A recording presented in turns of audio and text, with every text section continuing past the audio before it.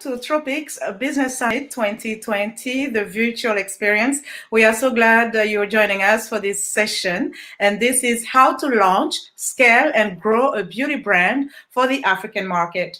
And to do that, I am very, very pleased to welcome our panelists. Irina Andriambohangy is co-founder and manager of Curly à Home, Madagascar. Irina, welcome. Thank you very much. And we have Rakotosoa, Hoby Fabienne. She's founder and co-manager at Dago's Corp, Madagascar. Thank you, Hoby, for joining us. Hello, everybody. Thanks to... Last but not least, we have Safi Adele, Tshinsele-Van, and she's CEO and founder of Nebedai Cosmetics in Senegal. She crosses between Senegal and DRC, but you are currently in Senegal. Thank you, Safi, for joining us. Hello, thank you. All right, ladies, let's get right to it. Beauty business on the African market. It's a bit of a tricky topic because a lot of times when we think about the beauty industry, some people don't take it seriously, when it is actually a very viable business venture. So let me start with you, Hoby. Can you tell us what prompted you to launch a beauty brand in Madagascar? Thanks. I'm Hoby. I'm not very strong in English, so I do in French. OK? Alors, Bien sûr. Allez-y. Alors, j'ai créé Dago's Corp en 2016. Donc, c'est une marque vraiment malgache. Je l'ai créée avec mon mari. Alors, pour pallier avec notre thème d'aujourd'hui, c'est que je vais d'abord parler de la situation à Madagascar pour les produits cosmétiques. Donc, il y a déjà le marché est dominé par les produits importés européens, indo-pakistanais que nous nommons Karan ici à Madagascar, mais surtout les produits chinois. Donc, il y a une ultra concurrentielle à cause des faibles barrières à l'entrée des produits. Et il y a aussi une concurrence vraiment déloyale. Alors, les produits que nous trouvons sur le marché actuel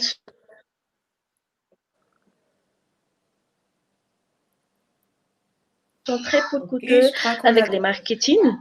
Donc, il y a des publicités, des ventes promotionnelles tout le temps. Pardon. Il y a aussi le marché aussi est très dominé par les produits cosmétiques conventionnels. Donc, ce sont des produits avec des ingrédients d'origine pétrochimique surtout et de substances chimiques qui ne sont pas du tout saines pour la santé et pour l'environnement et qui n'est pas du tout adapté à notre besoin et les spécificités de la population locale, surtout pour la peau et les cheveux, et entraînant donc des allergies, des maladies et des maux de la peau et des cheveux. Donc, notre solution à nous, Dago's Corp, donc, c'est d'offrir des produits cosmétiques qui sont adaptés aux besoins un peu plus tard pour toute la population africaine. D'accord. Nous offrons donc des produits locaux, fabriqués localement avec des matières premières d'origine naturelle, surtout d'origine locale, et avec des main-d'œuvre locales. Ainsi, nous contribuons déjà à l'économie locale et créons des emplois en même temps. Nous offrons aussi des produits sains, surtout pour la santé et pour l'environnement, qui est très, très important pour nous. Et nos produits sont spécifiquement étudiés pour les besoins de la peau et des cheveux de type malgache, de type africaine ou de type métis. Donc, nos études sont orientées vers cela. Alors, et par rapport à l'environnement, nos produits sont très, très peu avec très peu de déchets. Et même nos déchets sont biodégradables. Donc, c'est très sain pour l'environnement. Okay. Et par rapport au marché, Ben, nous comptons vraiment gagner une on va part de revenir marché, même sur le si... marché tout à l'heure. Je vais laisser le temps aux autres de présenter aussi leurs produits. OK? Merci Hoby pour cette explication. Alors, Irina, we go in English or in French? You're also in Madagascar. Yeah, I'm also Would Madagascar. you like to give us a sense of... Okay, you're also from Madagascar. So give us a sense of your business and what kind of perhaps solutions you are looking to provide. I know that Hoby kind of gave us a sense of what some of the challenges are in your country. What about you? What is your experience? Okay, so hello everyone. So yes, mine will be in English. So I'm the co-founder of Curly Owl, which means I am curly in Malagasy. So we are in line with the global natural hair movement, which we kind of initiated in 2017.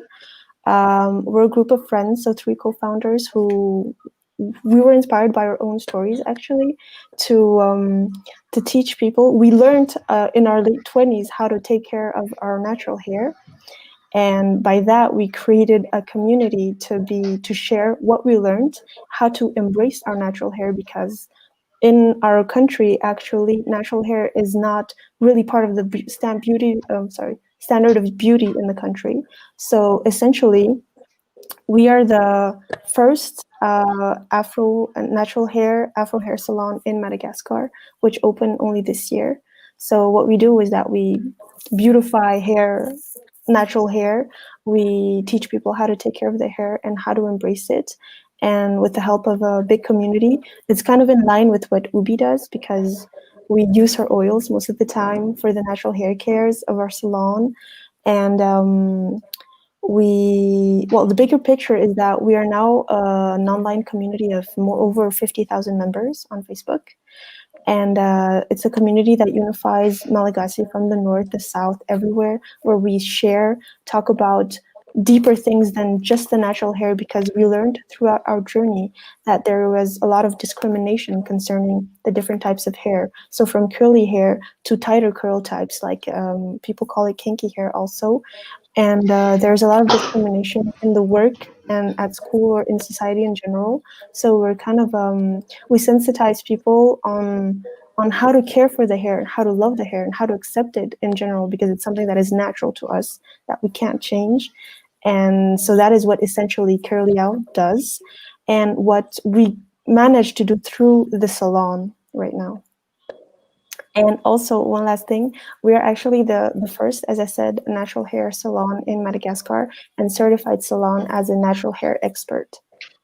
So briefly, that's what we do at WA. Yes. That's fantastic. And before I move to Safi quickly, is this your hair I'm seeing? Yes, it is. Is this? Wow. Yes, Okay. yes. Make sure you ship some products to me here. I want some of your products. Okay, Safi, to you. French or English? French or English? Talk to us about Nebedai Cosmetics and what you offer and what sort of challenges your products kind of address, kind of issues you're trying to address through your cosmetic product.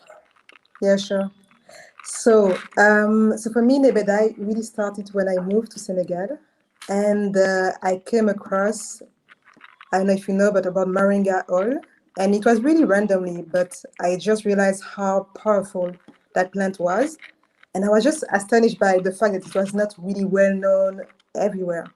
And from that idea, I saw like there were really like a gap of not just using like raw materials from Africa and sending like over to other countries, but instead actually making and manufacturing the products in locally, so in Senegal or in Africa.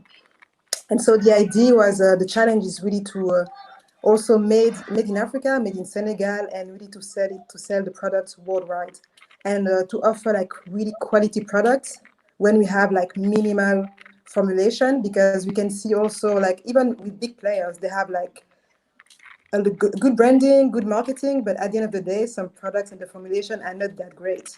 So we need to offer like quality and from Africa. Okay. I want you ladies to talk about manufacturing your product. I know, Safi, you touched on it, but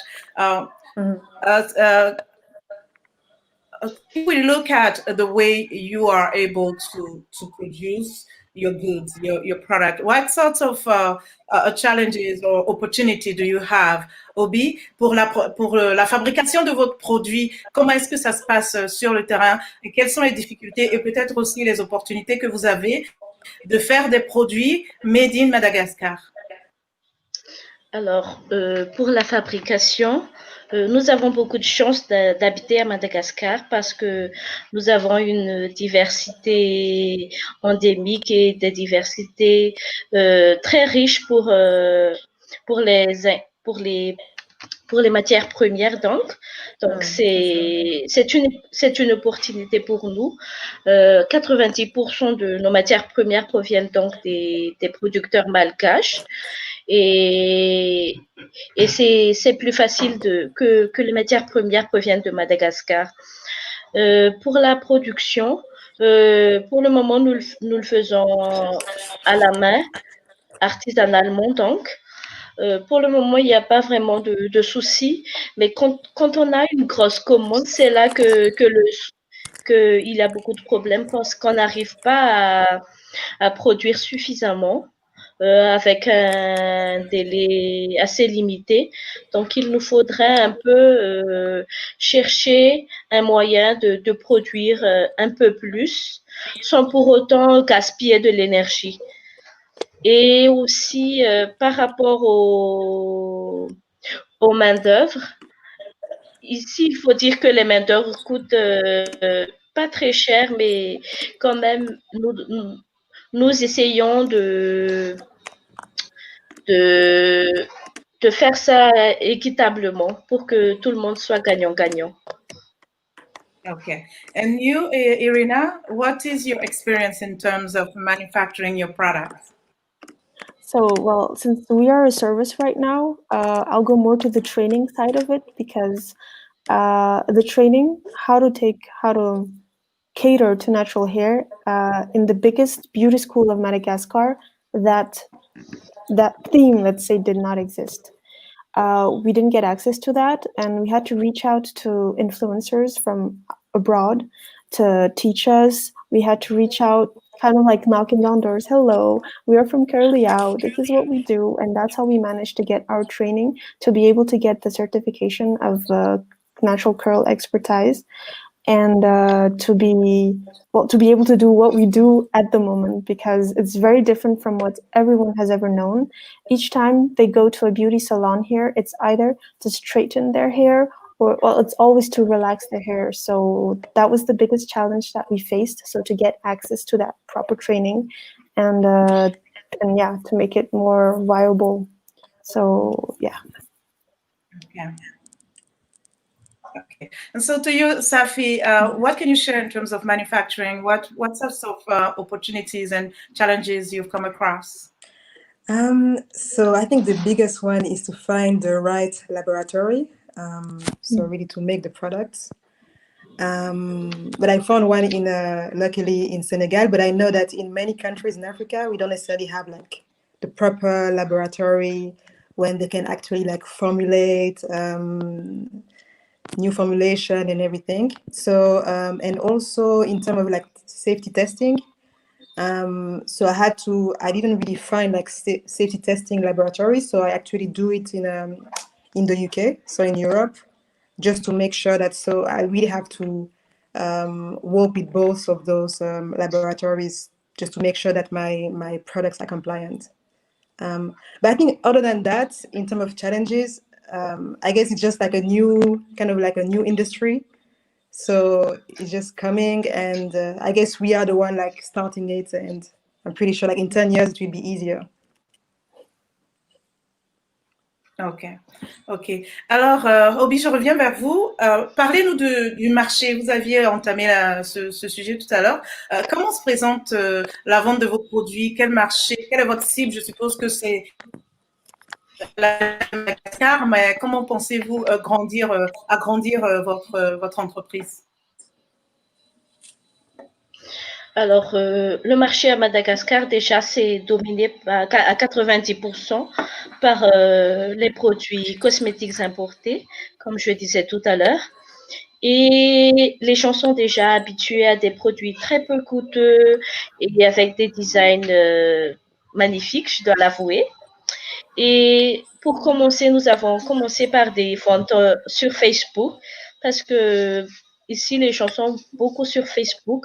Donc, on a pensé que c'est un canal de réseautage et de communication très accessible. Et aussi, euh, on a aussi un showroom qui est à nous. Donc, c'était par rapport aux besoins des gens. Ils ont demandé à avoir les produits directement et tout ça. Donc, c'était une bonne idée de pouvoir les accueillir, de pouvoir les conseiller et de pouvoir les éduquer par rapport aux produits naturels, par rapport aux produits locaux. Et nous commençons vraiment à avoir beaucoup de gens qui s'intéressent à nos produits, surtout Irina connaît très bien, des personnes qui sont euh, très intéressées par les produits naturels pour les cheveux. Alors, c'est ça notre plus grosse recette, ce sont les produits pour les cheveux naturels. Les produits pour les cheveux curly, elles demandent beaucoup de choses et c'est une bonne chose pour nous. Euh, on a on a une chiffre d'affaires assez importante en ce qui concerne les produits capillaires. Donc, nous les remercions. Et nous commençons également à gagner beaucoup de terrain par rapport aux autres produits malgaches, si je dois dire, et surtout les produits naturels. J'ai beaucoup d'espoir, surtout surtout pour mes compatriotes et les entreprises malgaches comme moi, parce que les gens commencent vraiment à être intéressés par les produits locaux, à être, à être intéressés par les produits naturels et surtout à être sensibles à l'environnement. Donc, Non. ça a une marché D'accord. potentiel. Pardon? Okay. Okay, merci. Irina, for you, what will it take when you look at the beauty industry in Madagascar, in Africa as a whole? What would you say can help you as an entrepreneur to scale up your business, or whether it's from the government, some regulations, or even from investors? What will it take you to take your business to the next level? Well, honestly, it's going to be hard for me to speak like for Africa in general because Madagascar is already one case since it's a whole new thing on the market right now. And for us, the biggest challenge for growth right now and for expansion is to share what we know. So training new hairdressers in what we do exactly and developing a franchise so everywhere in Madagascar to start with. So our kind of like bigger vision actually is to have a beauty brand that was made Malagasy made for Africans, because most of the brands that we've seen going around, the most famous ones, most of them are all from the US and they don't come to Africa when Africa is like a whole continent of people with natural hair. And we thought it was really sad. So there's where we want to go is to be able to create, as Safi said, to have labs that could work with us to have the proper fundings, let's say, for the proper testings, regulations from the government on terms of the products, because right now it's kind of free. Anyone can produce a kind of a hair mask and then sell it, and there's no proper regulation on that. And so people, they will just buy because it's there, and yeah, so regulations for hair products, and yeah, that would be the bigger picture, I'd say. Okay, and it's so interesting to see this panel because we go from short hair with Safi to medium with Hoby and Irina with the long hair. So this is So actually, I don't the have short hair. spectrum I of have like how African women medium, can wear hair. medium Yeah. Oh, style you hair. have your pony back there. Okay. Yeah, yeah, All yeah. right. But in any case, are so many ways we can wear our hair, and it's good to Yeah. see that natural hair is really being promoted and pushed, so we can go back to our roots. So Yeah. thank you so much, ladies, for what you're doing. Now, Safi, can you react on the question about how to take your business to the next level? What would you like to see or improve in the beauty industry as a businesswoman who's working from the continent, from Senegal? In my view, I think it's all about the vision. So it all starts with like what you have in mind, and if you want to target like oh sorry, I can hear some noise. I don't know if it's from me or Yes, I hear something. sorry, yeah, it's fine. So yes, I was Okay. saying like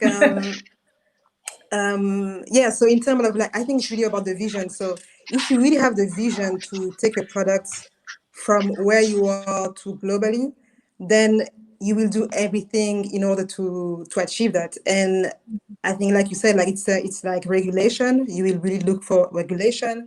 You will also like in terms of packaging, you will actually start to work on your packaging to meet the standards everywhere, right? And so I think it's just about the vision, like really like to think globally.